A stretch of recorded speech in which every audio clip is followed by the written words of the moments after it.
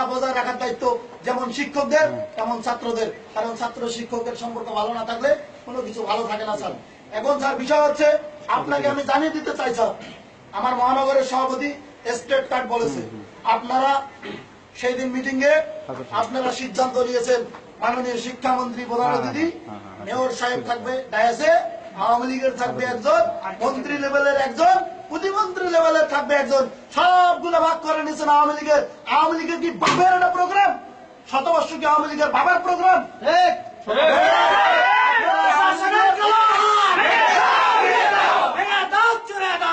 আপনারা ডায়াসে রাখবেন আওয়ামী লীগের একজন, ওখানে কোন জাতীয় পার্টি বিএনপি বা আদার্স কোন সংগঠনের কথা আপনারা বলেন নাই।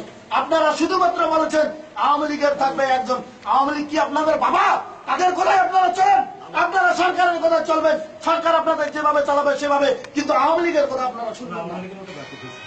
দ্বিতীয়টা হচ্ছে, আমি বলি স্যার, দ্বিতীয়টা হচ্ছে স্যার, আমরা আপনাকে আগেও বলছি, আমাদের নেতা পল্লী বন্ধু হুসেন মোহাম্মদের সাথে এই কলেজের স্টুডেন্ট যেহেতু সদস্য, আমাদের বর্তমান প্রাক্তন ছাত্রদের নিয়ে এখানে স্যার কোনো টাল বাহানা চলবে না।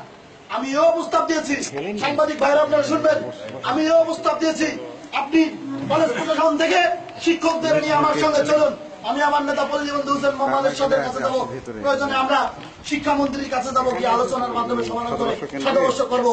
কারণ এই শতবর্ষ আমাদের গলার কাটা, আপনাদের যেমন গলার কাটা আমাদেরও গলার কাটা, এটা আমাদের করতে হবে। সাধারণ স্টুডেন্ট মনে করে আমরা আপনাদের কাছ থেকে টাকা খেয়ে আমরা চুপ করে আছি, বাস্তবিক পক্ষে কিন্তু তা না।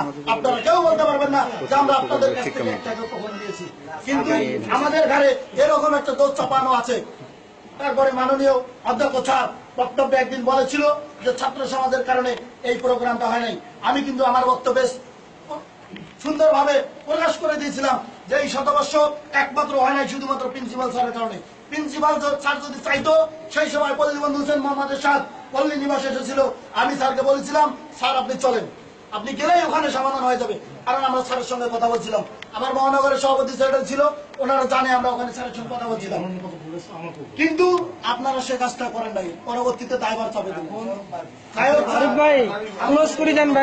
আমি যে কটা কথা বলতেছি স্যার, আমি যেটা বলতেছি স্যার, আপনারা কালকের যে অনাকাঙ্ক্ষিত ঘটনা, এটাকে অনাকাঙ্ক্ষিত না বলে এটাকে স্যার আপনারা সুষ্ঠু তদন্ত করেন। সুষ্ঠু তদন্ত করে যদি আমি দোষী হই, আপনারা আমাকে শাস্তি দিবেন। আমি যদি দোষী হই স্যার, আমাকে শাস্তি দিবেন, আর যারা দোষী তাদেরকেও শাস্তি দিবেন। আর যদি আপনারা এটাতে ব্যর্থ হন, তাহলে স্যার আমাদেরকে জানাবেন, আমাদের শাস্তি আমরাই দেব।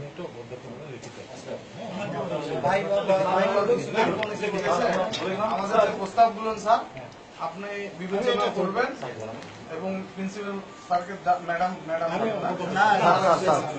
আচ্ছা স্যারকে জানাবেন। জানার পরে আপনি কি ডিসিশন হয়, আমাদের ছাত্র নেতারা আসবে, কথা বলবেন, এবং যেটাই করেন না কেন আলোচনা করে বসে সুন্দর একটা পরিবেশে, প্রয়োজনে আমাদেরকেও ডাকেন, সবাইকে ডাকেন, ডাকার পরে আমরা আপনাদের সাথেও কথা বলবো, ওদের সাথেও সবার সাথে কথা বলে যদি আমাদের উপরে লিডার আসতে হয়, এই কারণে যদি আসতে হয়, আসবে এখানে।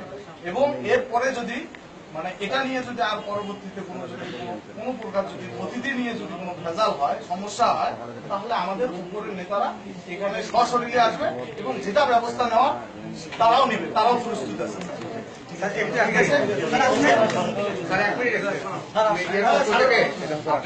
আমাদেরকে বলতেন যে আজকে যে ক্লাস